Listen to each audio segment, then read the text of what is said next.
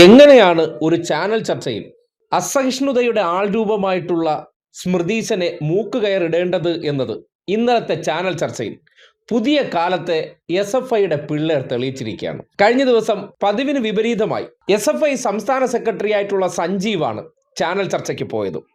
സാധാരണഗതിയിൽ മാന്യമായി പെരുമാറുന്നത് എന്തോ ദൗർബല്യമായിട്ടാണ് സ്മൃതീശന് തോന്നിയിട്ടുള്ളത്. അതിൻ്റെ അടിസ്ഥാനത്തിലാണ് ചർച്ചകളിൽ ഇടതുപക്ഷക്കാർ സംസാരിക്കാൻ തുടങ്ങുന്ന സന്ദർഭം മുതൽ അവരുടെ ചൊറിച്ചിൽ ചോദ്യങ്ങൾ ആരംഭിച്ചു തുടങ്ങും. ആ ചൊറിച്ചിൽ ചോദ്യങ്ങളിലൂടെ സത്യാവസ്ഥയൊന്നും സംസാരിക്കാൻ അനുവദിക്കരുത്, അവർ കൊണ്ടിരുത്തിയ ഭജനക്കാരെല്ലാം കൂടി പറഞ്ഞു വെച്ച കാര്യങ്ങൾ അല്ലെങ്കിൽ പൊട്ടത്തരങ്ങൾ ജനങ്ങൾ കേട്ടാൽ മതി, അതിനപ്പുറത്തേക്ക് വസ്തുതകളൊന്നുമേ ജനങ്ങളിലേക്ക് എത്തരുത് എന്ന ഉദ്ദേശത്തോടു കൂടിയാണ് സ്മൃതീശൻ ഇരുന്ന് ചോദ്യങ്ങൾ ഇങ്ങനെ ഉന്നയിച്ചു കൊണ്ടേയിരിക്കും, മറുപടി പറയാൻ അനുവദിക്കാത്തൊരവസ്ഥ. അവിടെയാണ് എങ്ങനെയാണ് ആ രോഗത്തിന് മരുന്ന് കൊടുക്കേണ്ടത് എന്നതിനെ സംബന്ധിച്ച് പുതിയ കാലഘട്ടത്തിന്റെ പ്രതീകങ്ങളായിട്ടുള്ള SFI സംസ്ഥാന സെക്രട്ടറി PS സഞ്ജീവ് കൃത്യമായിട്ടുള്ളൊരു മാതൃക കാട്ടിയതും. അതായത് സാധാരണഗതിയിൽ നമ്മൾ സഹിഷ്ണുതയോടുകൂടിയും ബഹുമാനത്തോടുകൂടിയും ഇതെന്താണ് ഇങ്ങനെ പെരുമാറുന്നതെന്ന് ചോദിക്കുമ്പോൾ അതിനൊന്നും ഒരു കൂസലില്ലാതെ, അസാധാരണ കോൺഗ്രസ്സുകാരുടെ നിലവാരത്തിൽ ഉളുപ്പില്ലാതെ ആ വിഷയത്തിലെല്ലാം സതീശനെ പോലെ ഹുങ്കുകൊണ്ട് നേരിട്ടിരുന്ന വ്യക്തിയാണ്. പക്ഷെ ട്രാക്ക് ഒന്ന് മാറ്റിപ്പിടിച്ച തീരാവുന്ന പ്രശ്നമേ ഉള്ളൂ. ഇതേ നോക്കിയേ. ഈ പ്രതികരണങ്ങൾ ഇങ്ങനെ വരുമ്പോൾ സഞ്ജീവ്, പ്രതികരണങ്ങൾ മാത്രമായി അത് നിൽക്കുകയെന്നും അക്രമങ്ങൾ ഞങ്ങൾ നടത്തുന്നില്ല എന്ന് പറഞ്ഞാൽ അതെങ്ങനെയാണ് ശരിയാവുക? ചേർന്ന് പോകുന്നില്ല. അയ്യോ, ഇത് വാരിക്കുന്തം ഓഫീസ് വെച്ച കാര്യമാണല്ലോ പറഞ്ഞത്. ഇതിപ്പോ എന്നെ സൂം ചെയ്യുമെങ്കിൽ ഇത് കോൺഗ്രസിന്റെ നിങ്ങൾ ഈ പറഞ്ഞ സ്ഥലത്ത് നടന്നിട്ടുള്ള പ്രകടനമാണ്. എവിടെ? എന്താ വിളിച്ചെന്നറിയോ? ഏത് മോന്റെ മോനായാലും, ഇത് ഈ പറഞ്ഞ സ്ഥലം തോടന്നൂരിൽ, നിങ്ങൾ ഈ പറഞ്ഞ സ്ഥലത്ത് ഏത് മോന്റെ മോനായാലും ചുവന്ന കൊടിയിൽ പൊതിഞ്ഞു കെട്ടി പിണറായിക്ക് പാസലയക്കും. അങ്ങ് കേൾക്കില്ല, അങ്ങ് ചർച്ചയിൽ അല്ലേ? കോൺഗ്രസിന്റെ പ്രതിനിധിയും മാഷും സജീവേട്ടനും ഒക്കെ സംസാരിക്കുമ്പോ ഒന്നും മിണ്ടാത്ത അങ്ങ് ഇവിടെ ഉണ്ടായിരുന്നല്ലേ? ഞാൻ വെച്ചു അങ്ങ് ചായ കുടിക്കാൻ പോയി സ്റ്റുഡിയോ നിന്ന് ഇറങ്ങിയിട്ട്. ഇത്ര നേരം അങ്ങനെ ശബ്ദം കേട്ടില്ല, നിങ്ങളെ ശബ്ദം കേട്ടില്ല. ഇപ്പൊ എന്നെ ഇടപെട്ടാൽ നിങ്ങൾക്ക് തുടങ്ങാണല്ലേ?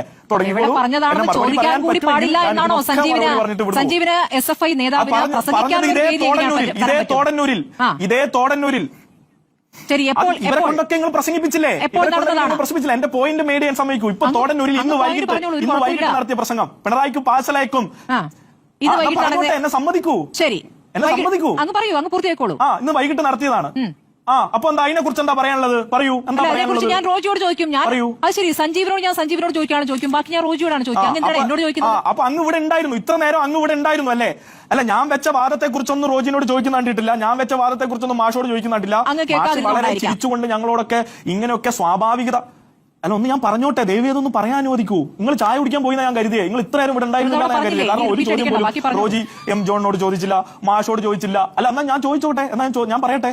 ഈ പറഞ്ഞ വാദങ്ങളോട് ഞാൻ മറുപടി പറയണ്ടേ? നിങ്ങൾ ചോദ്യം മാത്രം കേട്ടാ മതിയോ? എന്നാ ഞാൻ പറയട്ടെ.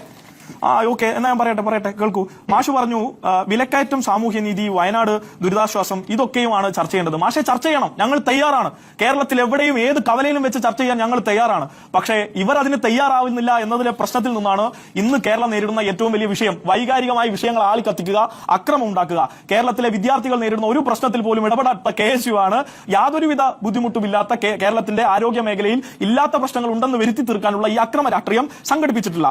മാഷോട് ചോദിക്കാൻ ഒരു ചോദ്യം അങ്ങോട്ടുണ്ട്. മാഷ് പറഞ്ഞല്ലോ സ്വാഭാവികതയുടെ ഒരു മറവിൽ നിന്ന് നമുക്ക് സംശയിക്കാലോ CPM-നെ, TP ചന്ദ്രശേഖരന്റെ കേസിലൊക്കെ. പക്ഷെ AKG സെന്ററിന്റെ കാര്യത്തിലെ അക്രമത്തിൽ മാഷയുടെ ഈ സ്വാഭാവികത ഞാൻ എവിടെയും കണ്ടില്ലല്ലോ. മാഷെ പോലുള്ള ഇത്രയേറെ രാഷ്ട്രീയത്തെ നിരീക്ഷിക്കുന്ന ഒരാൾ സ്വാഭാവികമായും അവരുടെ അഭിപ്രായം പറയണമല്ലോ. അപ്പൊ സ്വാഭാവികമായും സുധാകരൻ AKG സെന്ററിലെ ബോംബേറിൽ അവസാനം പ്രതിയാക്കപ്പെട്ടത് ഒരു കോൺഗ്രസ് ആണല്ലേ? ആദ്യം നിങ്ങൾ സ്വാഭാവികതയെ നിങ്ങൾ അവിടെ പറഞ്ഞില്ല, ബോംബേറിൽ ഇടപെട്ടില്ല. പിന്നീട് എന്താ പറഞ്ഞത്? AKG സെന്ററിലെ ബോംബേർ വിഷയത്തിൽ പിന്നെ CPM-കാരനെ എറിഞ്ഞാണ്. ആ സ്വാഭാവികതയെ കുറിച്ച് മാഷൊന്നും പറഞ്ഞാൽ കേട്ടില്ല. സുധാകരൻ ഒരാളെ വെടിവെച്ച് കൊന്നിട്ട് മാഷ് അത് ഇതുവരെ മാഷ് കണ്ടിട്ടില്ലേ? വെടിവെച്ച് കൊന്നതിന് ശേഷം ഞങ്ങൾ ചെയ്യിച്ചതാണെന്ന് പ്രഖ്യാപിച്ചിട്ട് സേവറി നാടുവിനെ ഉൾപ്പെടെയുള്ളവരെ കൊലപ്പെടുത്താനും EP ജയരാജനെ ഉൾപ്പെടെ ഇല്ലാതാക്കാനും ശ്രമിച്ചിട്ടുള്ള ഈ തെറ്റായ കാര്യങ്ങൾ പറഞ്ഞ് ഈ കേരളത്തിൽ നടന്നപ്പോൾ മാഷ് ഇതുവരെ അത് ശ്രദ്ധയിൽപ്പെട്ടില്ലേ? അപ്പൊ ഇതൊക്കെയും ചെയ്യുന്നത് ഞങ്ങൾ തള്ളിക്കളയാണ് എന്നാണ് പറയുന്നത്. മാഷെ, ഞങ്ങൾ തയ്യാറാണ്. ഈ പറഞ്ഞ വിഷയങ്ങളൊക്കെയും ഞങ്ങൾ തയ്യാറാണ്. തയ്യാറാണ്. പക്ഷേ കോൺഗ്രസിന് രാഷ്ട്രീയം നഷ്ടപ്പെട്ടു. ഇന്നലെ വയനാട്ടിൽ, ഞാൻ കൂടുതലൊന്നും പറയുന്നില്ല, മാഷ് ഉൾപ്പെടെയുള്ള ആളുകളൊന്ന് ആ പ്രസംഗങ്ങളൊക്കെ കേൾക്കണം. ഇന്ത്യയുടെ പ്രതിപക്ഷ നേതാവ് നടത്തിയ പ്രസംഗം, ഇന്ത്യയിൽ കേന്ദ്ര സർക്കാർ ₹1 പോലും വയനാട് ദുരിതാശ്വാസ നിധിയിൽ നൽകാത്ത ഘട്ടത്തിൽ, ഏതെങ്കിലും ഘട്ടത്തിൽ ഒരു രാഷ്ട്രീയ ചർച്ച നടത്താൻ പോലും കഴിയാതെ, അതിനൊന്ന് ചൂണ്ടിക്കാണിക്കാനും പോലും കഴിയാതെ ഇന്നലെ നടത്തിയ പൈങ്കിളി പ്രസംഗം ഈ കേരളം കേട്ടതാണ്, ഇന്ത്യ കേട്ടതാണ്. മാഷ് അത് കണ്ടില്ലേ? അപ്പോ മാഷിന് ഉൾപ്പെടെ കിട്ടുന്ന ഒരു പ്രിവിലേജ് ഉണ്ട് മാഷെ. എന്താണെന്നറിയോ? മാഷ് ഏറ്റവും നല്ല വലതുപക്ഷക്കാരനായിരിക്കുമ്പോഴും നല്ല കോൺഗ്രസ്സുകാരനായിരിക്കുമ്പോഴും അങ്ങ് നല്ലൊരു രാഷ്ട്രീയ നിരീക്ഷകനാണ് എന്നാണ് അടിയിൽ എഴുതി വെച്ചിരിക്കുന്നത്. ഇവിടെ മാധ്യമ പ്രവർത്തകയാവട്ടെ കോൺഗ്രസ്സുകാരനാവട്ടെ എല്ലാവരും അതേ നിലപാടാണ് തുടരുന്നത് എന്നുള്ളതാണ്. ഞങ്ങൾ ആവർത്തിച്ചു പറയുന്നു, ഇതൊക്കെയും നിങ്ങൾ കേസിട്ട് അന്വേഷിച്ച് ആരാണ് പ്രതികളെന്ന് കണ്ടെത്ത്. അതിനു മുമ്പ് അതിന്റെ മൊത്തം ഉത്തരവാദിത്വവും CPM ഏറ്റെടുക്കണം. ഞങ്ങൾ ഏറ്റെടുത്ത് ഇപ്പൊ തന്നെ മാപ്പ് കോടതിക്ക് മുമ്പിൽ പോയി നിൽക്കില്ല. പറഞ്ഞ വിഷയങ്ങൾ ചർച്ച ചെയ്യാമെന്ന് പറയുമ്പോൾ അങ്ങ് പറഞ്ഞ ഒരു കുഴപ്പവുമില്ലാത്ത ആരോഗ്യ മേഖല എന്ന്. അപ്പോൾ ഈ കരിങ്കൊടി വെറുതെ ആയിരുന്നോ? ഈ ഉഷാ ജോസഫും ഹർഷീനയും സുമയ്യയും ബിന്ദുവും വിനോദിനിയും വേണുവും ബിസ്മീനും ഒക്കെ വെറുതെ വന്ന പേരുകളും വെറുതെ വന്ന പേരുകളൊക്കെ പറഞ്ഞോട്ടെ. ഞാൻ അതിനൊക്കെ ഉത്തരം പറയാനാണ് ഇവിടെ വന്നിരിക്കുന്നത്. 5 വർഷങ്ങൾക്ക് മുമ്പ് 47 കാര്യങ്ങളില്ല, 47 നെഗ്ലിജൻസിന്റെ മുകളിലാണ് വീണ ജോർജ് മിനിസ്റ്റർ ഈ പറഞ്ഞ പോലെ വകുപ്പ് തല അന്വേഷണം പ്രഖ്യാപിച്ചത്. അതിൽ 90% നെഗ്ലിജൻസ് വന്നിട്ടുള്ളത് പ്രൈവറ്റ് മേഖലയിലാണ്. നെഗ്ലിജൻസ് വന്ന വിഷയങ്ങളിലൊക്കെയും ഇടപെട്ട് വേണ്ട നടപടികൾ എടുത്ത് അത് തെറ്റാണെന്ന് തിരുത്തി വേണ്ട കാര്യങ്ങൾ ചെയ്യുമെന്ന് ഉറപ്പ് പറഞ്ഞ് 5 വർഷത്തിന് മുമ്പുള്ള ഒരു ഇഷ്യൂവിന്റെ മേലിൽ ഇന്ന് കഴിഞ്ഞ 2 ദിവസം മുമ്പ് കണ്ണൂർ റെയിൽവേ സ്റ്റേഷനിൽ കൊണ്ടുവന്ന് ഈ മിനിസ്റ്ററെ കയ്യേറ്റം ചെയ്ത് ആക്രമിച്ചതിന്റെ പേരാണോ രാഷ്ട്രീയ പ്രവർത്തനം? രാഷ്ട്രീയ പ്രവർത്തനത്തെ എങ്ങനെയാണ് പറയാൻ പറ്റുന്നത്? രാഷ്ട്രീയത്തിൽ എന്റെ ചർച്ചയിൽ എത്ര തവണ ഇടപെടും? അസഹിഷ്ണുതയാണ് കാണിക്കുന്നത്. ചോദ്യമല്ലേ സഞ്ജീവ്, ഇതെന്താണ് ഇങ്ങനെ? കോൺഗ്രസുകാരെ വിടൂ. ഇപ്പോൾ കാരശ്ശേരി മാഷി അങ്ങ് വെറുതെ വിടുന്നില്ല. അദ്ദേഹത്തെ ആരോടും കാണുന്നില്ലല്ലോ. മിനിറ്റ് സഞ്ജീവ്, നിങ്ങൾക്കെതിരെയാണ് ആരോപണം. സഞ്ജീവ്, നിങ്ങൾ ഭരണപക്ഷത്തിൽ നിന്ന് ഭരണപക്ഷത്തെ പ്രതിനിധി പറയട്ടെ.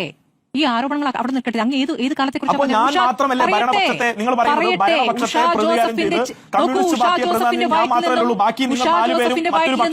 കത്രിക പുറത്തെടുത്തത് അമൃത ആശുപത്രിയിൽ വെച്ചാണ്, അല്ലെ? സ്വകാര്യ ആശുപത്രിയിൽ വെച്ചാണ്. ആ കത്രിക പുറത്തെടുത്തത് കഴിഞ്ഞ ദിവസമാണ് സഞ്ജീവ്. അങ്ങ് എന്താണ് പഴയ വർഷങ്ങളിലേക്ക് പോകുന്നത്? ഈ വർഷം നടന്നതാണ് വിനോദിനി എന്ന 9 വയസ്സുകാരുടെ കൈ നഷ്ടപ്പെട്ട വിഷയം. എന്ത് നടപടിയെടുത്തു എന്നാണ് പറയുന്നത് സഞ്ജീവ്?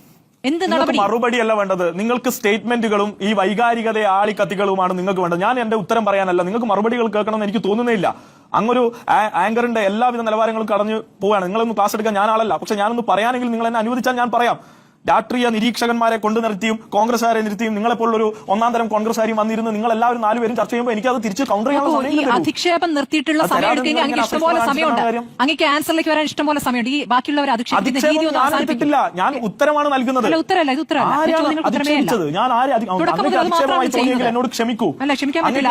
അതാണ് ചെയ്യുന്നത്. അങ്ങ് ഉത്തരത്തിലേക്ക് വരൂ. അയ്യോ, അങ്ങനെയൊക്കെ തോന്നിയോ? ഉത്തരത്തിലേക്ക് വരൂ. അങ്ങനെയൊക്കെ തോന്നിയോ? ഈ പറയുന്നതിനാണ് പരിഹാസം എന്ന് പറയുക. അങ്ങനെ തോന്നല്ലേ? അപ്പോ അല്ല ഞാൻ പറഞ്ഞോട്ടേന്ന്, അങ്ങിങ്ങനെ ബുദ്ധിമുട്ടല്ലേ? ഞാൻ പറയട്ടെ. നമ്മുടെ നാട്ടിൽ പറയാറില്ലേ, മുള്ളിനെ മുള്ളുകൊണ്ട് തന്നെ എടുക്കേണ്ടത്, അല്ലാതെ അതിനെ റോസാപ്പൂ കൊണ്ട് എടുക്കാൻ ചെന്നാൽ ഒരു കാലത്തും അതിന് പരിഹാരമുണ്ടാക്കാൻ പോകുന്നില്ല. നേരത്തെ അജണ്ട സെറ്റ് ചെയ്ത് എങ്ങനെയാണ് ആൾക്കാരെയൊക്കെ കൊണ്ടിരുത്തിയിട്ട് ഞങ്ങൾ ഈ ചർച്ച കാണുന്നവരെ എങ്ങനെയാണോ തെറ്റിദ്ധരിപ്പിച്ചെടുക്കേണ്ടത്, അതിന് ഒരു കൃത്യമായിട്ടുള്ള പ്ലാൻ സതീശൻ കൊടുക്കുന്നുണ്ടാകും. ആ പ്ലാൻ നടപ്പാക്കി എടുക്കലാണ് നമ്മുടെ ചാനൽ അവതാരകയുടെ പ്രധാനപ്പെട്ട ജോലി. ആ അവതാരക ഇന്നലെ പക്ഷേ ആകെ തേഞ്ഞൊട്ടിപ്പോയി. എന്തോരം അസഹിഷ്ണുത വാരി വിതറാറുള്ള വ്യക്തി അതേ നാണയത്തിനും അതേ പരിഹാസത്തിനും മറുപടി കൊടുത്തപ്പോൾ താഴെ വന്നു. ഉടനടി മര്യാദ പഠിപ്പിക്കാൻ ഇറങ്ങിയാൽ അത് വർക്കൗട്ട് ആകില്ല എന്ന് തിരിച്ചറിഞ്ഞുകൊണ്ട് സാധാരണഗതിയിൽ സ്ത്രീ എന്നുള്ള ആനുകൂല്യം കൂടി പരമാവധി അവർ ഉപയോഗപ്പെടുത്തിക്കൊണ്ടാണ് ഈ പണിയെടുക്കുന്നത്. ആ പണിയെടുത്തുകൊണ്ടിരുന്ന വ്യക്തിക്കാണ് ഇന്നലെ കൃത്യമായി ഏത് ശൈലിയിലാണ് നേരിടേണ്ടത്, ആ നേരിടലിലൂടെ മൂക്ക് കയറിടേണ്ടത് എങ്ങനെയെന്ന് തെളിയിച്ച് കാട്ടിയിരിക്കുന്നത്. കണ്ടില്ലേ? ആകെ ഒരു വഴിക്കായി. അടവുകളൊന്നും അങ്ങോട്ട് ഏൽക്കുന്നില്ല. അല്ലെങ്കിൽ ആ വിഷയവുമായി ബന്ധപ്പെട്ട് തുടക്കത്തിലെ ഇടപെടലിന്റെ ആ തന്ത്രമെടുത്തപ്പോൾ അതിനെ ആ രീതിയിൽ തന്നെ നേരിട്ടപ്പോൾ അടങ്ങി. പിന്നീട് മുന്നോട്ട് പോകാൻ വല്ലാതെ ബുദ്ധിമുട്ടുന്ന കണ്ടു. എന്നിട്ടും ചില ഇടങ്ങളിലൊക്കെ നമ്മൾ എന്ത് ചെയ്യണം? നമ്മൾ വളരെ സഹിഷ്ണുതയോടുകൂടി അവരെ എന്ത് ചെയ്യണം? ട്രാക്കിലേക്ക് കൊണ്ടുവന്നിട്ട് അവിടെ വെച്ചിട്ട് നമ്മൾ പണി കൊടുക്കണം. പക്ഷേ ഒന്നും നടന്നില്ല. സകല പരിപാടിയും ഫ്ലോപ്പായി. സാധാരണഗതിയിൽ നാട്ടുകാരെ ഫീഡ് ചെയ്യിക്കാൻ വേണ്ടി എത്തുന്ന ആ രീതികളെല്ലാം പൊളിച്ചടുക്കി കൈ കൊടുത്തപ്പോൾ അതോടുകൂടി അടങ്ങി എന്ന് പറഞ്ഞാൽ മതി. ഇങ്ങനെയാണ് അസഹിഷ്ണുതയുടെ ആൾ രൂപത്തിന്റെ ചർച്ചകളെ നേരിടേണ്ടത്. അല്ലാതെ വസ്തുത പറയാം അല്ലെങ്കിൽ അവരോട് അക്കാര്യത്തിൽ ഒന്ന് തർക്കിച്ചാൽ ഇതിനെല്ലാം വഴങ്ങുമെന്ന് കരുതുന്നിടത്തൊന്നും ഒരു ചുക്ക് സംഭവിക്കില്ല. അവരുടെ പ്രവൃത്തിയെ നാട്ടുകാരുടെ മുന്നിൽ പരിഹസിച്ച് കാണിച്ചു കൊടുത്ത് അല്ലെങ്കിൽ അവർ ചെയ്യുന്ന പ്രവൃത്തിയെ കൃത്യമായിട്ട് അതേ സ്വരത്തിൽ തന്നെ നേരിട്ടാൽ മാത്രമേ അതിനൊരു പരിഹാരം ഉണ്ടാകത്തുള്ളൂ. ആ പരിഹാരം ഉണ്ടാക്കേണ്ട മരുന്ന് എന്താണെന്ന് ഇന്നലെ സഞ്ജീവ് തുറന്നു കാട്ടി എന്നുള്ളതാണ് യാഥാർത്ഥ്യം.